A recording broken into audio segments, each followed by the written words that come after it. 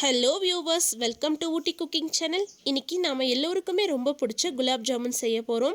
அதுவும் 1/4 கிலோ ரவை இருந்தாலே 50லேருந்து 60 குலாப் ஜாமுன் வரைக்கும் செஞ்சிடலாம். ரொம்பவே சாஃப்டான ஜூஸியான ரவா ஜாமுன் எப்படி செய்யறதுன்னு பார்க்கலாம் வாங்க. கடாய் நல்லா சூடானதும் இதில் 1 கப் அளவுக்கு ரவை சேர்த்துருக்கேன். இது சரியா 1/4 கிலோ அளவு இருந்துச்சு. ரவையை நல்லா வறுத்து விட்டுடலாம். ரவை நிறம் மாறிடக்கூடாது, ஆனால் ரவையோட ஃப்ளேவர் நல்லா வர வரைக்கும் ரவையை நல்லா வறுத்து விட்டுருங்க.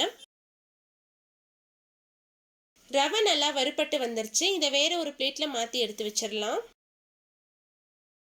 1 டேபிள் ஸ்பூன் நெய் சேர்த்திருக்கேன். இது கூடவே 2 கப் அளவுக்கு பால் சேர்த்துக்கலாம். கூடவே 1 கப் அளவுக்கு தண்ணி சேர்த்திருக்கேன். கூடவே 3 டேபிள் ஸ்பூன் பால் பவுடர் சேர்த்துட்டு கட்டி எதுவும் இல்லாத மாதிரி கலந்து விட்டுருங்க. 1 கப் ரவைக்கு 3 கப் அளவுக்கு தண்ணி சேர்க்கணும். நான் 2 கப் பாலும் 1 கப் அளவுக்கு தண்ணியும் சேர்த்திருக்கேன். கூடவே 3 டேபிள் ஸ்பூன் பால் பவுடர் சேர்த்திருக்கேன். பாலும் பால் பவுடரும் சேர்த்து செய்யறதுனால நம்ம செய்யற குலாப் ஜாமுன் ரொம்பவே சாஃப்டா நல்ல ரிச்சான டேஸ்ட்ல இருக்கும். கூடவே 3 டேபிள் ஸ்பூன் சர்க்கரை சேர்த்து நல்லா கலந்து விட்டுருங்க. நம்ம சர்க்கரை சேர்க்கறதுனால நம்ம ஜாமுனை எண்ணெயில பொரிச்சு எடுக்கும் போது நல்ல ஒரு கோல்டன் ப்ரௌன் கலர் நமக்கு கிடைக்கும். பால் இந்த அளவுக்கு நல்லா கொதிச்சு வந்ததுக்கு அப்புறம் நம்ம வறுத்து வச்சிருந்த ரவையை கொஞ்சம் கொஞ்சமா சேர்த்து கலந்து விடுங்க. ரவையை ஒன்னா ஒரே இடத்துல சேர்த்தோம்னா அதிகமா கட்டி பிடிச்சிரும். அப்ப குலோப் ஜாமுன் நல்லா இருக்காது. அதனால கொஞ்சம் கொஞ்சமா சேர்த்து கலந்து விடுங்க. அதே மாதிரி ரவையை பால்ல சேர்க்கும் போது அடுப்பை ஹை ஃப்ளேம்ல வச்சுட்டு சேர்த்து கலந்து விடுங்க. அப்ப அதிகமா கட்டிப்படாது. ரவை பாலோட நல்லா கலந்து வந்துருச்சு. பாருங்க, எனக்கு ஒரு சின்ன கட்டி கூட ஃபார்ம் ஆகல. நம்ம எந்த அளவுக்கு ரவையை வறுத்தெடுக்கிறோமோ அந்த அளவுக்கு நமக்கு எந்த ஒரு கட்டிகளுமே வராது. அதனால ரவையை நல்லா வறுத்துட்டு அப்புறமா சேர்த்துக்கோங்க. மூடி வச்சு ஒரு 5 நிமிஷம் ரவையை லோ ஃப்ளேம்ல வேக வச்சு எடுத்துக்கலாம். ரவை நல்லாவே வெந்து வந்துருச்சு. துளி கூட பாத்திரத்துல ஒட்டல. இந்த அளவுக்கு நல்லா அல்வா பதத்துக்கு நல்லா வெந்து வரணும். கொஞ்சமா ரவை எடுத்து கையில மசிச்சு பார்த்தீங்கன்னா நல்லா மாவு மாதிரி மசிய வரணும். அப்பதான் குலாப் ஜாமுன் நல்லா இருக்கும்.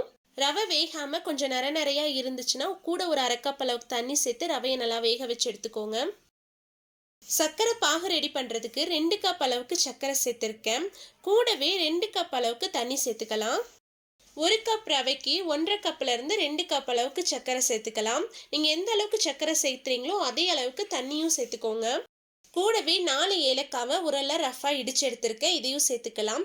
சர்க்கரை நல்லா கரைஞ்சு வர வரைக்கும் தண்ணி நல்லா கொதிக்கட்டும். சர்க்கரை நல்லா கரைஞ்சதுக்கு அப்புறம் ஒரு சிறு கம்பி பதம் வர வரைக்கும் நல்லா கொதிக்க வச்சு எடுத்துக்கலாம். ஒருவேளை உங்களுக்கு பாகு பதம் தெரியல அப்படின்னா சர்க்கரை கரைஞ்சதுக்கு அப்புறம் சரியா 5 நிமிஷம் அடுப்பை ஹை ஃப்ளேம்ல வச்சு கொதிக்க வச்சுட்டு அடுப்பை ஆஃப் பண்ணிருங்க. சரி, 5 நிமிஷம் நல்லா கொதிச்சு வந்துருச்சு. இப்போ அடுப்பை ஆஃப் பண்ணிட்டு பாகை எடுத்து வச்சிடலாம். சர்க்கரை பாகு ஆறுனதுக்கு அப்புறம் கிறிஸ்டல் ஆகாம இருக்கிறதுக்காக இதுல 2 டேபிள் ஸ்பூன் அளவுக்கு எலுமிச்சம்பழம் சாறு சேர்த்து கலந்து விட்டுறலாம். நம்ம குலோப் ஜாமுனை பொரிச்சு எடுக்கிறதுக்குள்ள சர்க்கரை பாகு சூடு ஆறிடும். சர்க்கரை பாகு சூடா இருந்தா மட்டும்தான் குலோப் ஜாமுன் சீக்கிரமா சர்க்கரை பாகு உறிஞ்சுக்கும். நீங்க குலோப் ஜாமுனை பொரிக்கும் போது பாகு சூடு ஆறிடுச்சுன்னா லைட்டா சூடு பண்ணி எடுத்துக்கோங்க. நாம வேக வச்சு எடுத்து வச்சிருந்த ரவையை சப்பாத்தி மாவு பிசைகிற மாதிரி கை வச்சு நல்லா அழுத்தம் கொடுத்து பிசைஞ்சு எடுத்துக்கோங்க. ரவையோட சூடு ரொம்ப ஆறுனதுக்கு அப்புறமா கை வச்சு பிசையக்கூடாது. நம்ம கை வச்சா தாங்குற அளவுக்கு சூடு இருக்கணும். அந்த ஸ்டேஜில் கை வச்சு நல்லா பிசைஞ்சு விடுங்க. நீங்க எந்த அளவுக்கு அழுத்தம் கொடுத்து பிசைறீங்களோ அந்த அளவுக்கு குலோப் ஜாமுன் நல்லா சாஃப்டாகவும் ஜூஸியாகவும் இருக்கும். கொஞ்சமா மாவு எடுத்துட்டு கையில நல்லா பிசைஞ்சு விட்டுட்டு அதுக்கப்புறமா நல்லா ஒரு பால் மாதிரி உருட்டிக்கோங்க. நீங்க உருட்டும் போது எந்த ஒரு கிராக்குமே இல்லாத மாதிரி நல்லா சாஃப்டா உருட்டி எடுத்துக்கணும். உங்களுக்கு எந்த சைஸ்ல குலோப் ஜாமுன் வேணுமோ அந்த சைஸுக்கு நீங்க உருட்டி எடுத்துக்கோங்க. அதே மாதிரி குலோப் ஜாமுனை ஜீரால சேர்த்ததுக்கு அப்புறம் சைஸ் கொஞ்சம் பெருசாகும். அதனால கொஞ்சம் மீடியம் சைஸ்லயே உருட்டி எடுத்துக்கோங்க. எல்லா மாவையுமே நான் இந்த மாதிரி மீடியம் சைஸ்ல உருட்டி எடுத்து வச்சிருக்கேன். 1/4 கிலோ ரவைக்கு எனக்கு சரியா 60 குலோப் ஜாமுன் கிடைச்சிருக்கு. இப்போ எண்ணெய் சூடு பண்ணி நம்ம பொரிச்சு எடுத்துடலாம். எண்ணெய் நல்லா சூடானதுக்கு அப்புறம் ஒவ்வொன்றா சேர்த்து பொரிச்சு எடுத்துக்கலாம். எண்ணெய் ரொம்ப சூடா இருக்கக்கூடாது. ஒரு 50% தான் சூடா இருக்கணும். எண்ணெய் அதிகமான சூட்ல இருந்துச்சுன்னா, நம்ம ஜாமுன சேர்த்தோனமே மேல சீக்கிரமா கலர் வந்துரும். உள்ளுக்குள்ள வந்து ஜாமுன் வந்து வேகாது. அதனால அடுப்ப மீடியம் ஃப்ளேம்ல வச்சு மெதுவா பொரிச்செடுங்க. ஒரு ஸ்பூன் வச்சு லைட்டா கலந்து விட்டுருங்க. ஜாமுன் எல்லா பக்கமும் நல்லா பொன்னிறம் ஆகுற வரைக்கும் எண்ணெயில பொரிஞ்சு வரணும். குலாப் ஜாமுன் எண்ணெயில நல்லா பொரிஞ்சு இந்த அளவுக்கு கோல்டன் ப்ரவுன் கலர்ல ஆனதுக்கு அப்புறம் இதை எடுத்துட்டு சூடா இருக்கிற சர்க்கரை பாகுல சேர்த்துக்கோங்க. சர்க்கரை பாகு கண்டிப்பா சூடா தான் இருக்கணும். ஆறி இருந்துச்சுன்னா ஜாமுன் வந்து சர்க்கரை பாகுல சீக்கிரம் ஊறி வராது. குலாப் ஜாமுன் ஜீரால ஊறுற வரைக்கும் எங்க வீட்டு குட்டீஸ்னால வெயிட் பண்ண முடியல. அதுக்குள்ள எடுத்து சாப்பிட ஆரம்பிச்சிட்டாங்க. நாம ரவையோட பால் பவுடர் சேர்த்து சர்க்கரை சேர்த்து வேக வச்சனால குலாப் ஜாமுன் ரொம்ப நல்லா டேஸ்டா இருக்கு. ரவையை நல்லா வேக வச்சு சேர்த்தனால ஜாமுன் ரொம்பவே சாஃப்டா இருக்கு. குலாப் ஜாமுன் சர்க்கரை பாகில் ஒரு அரை மணி நேரமாச்சும் ஊறி வரணும். அப்பதான் நல்லா ஜூஸியா இருக்கும்.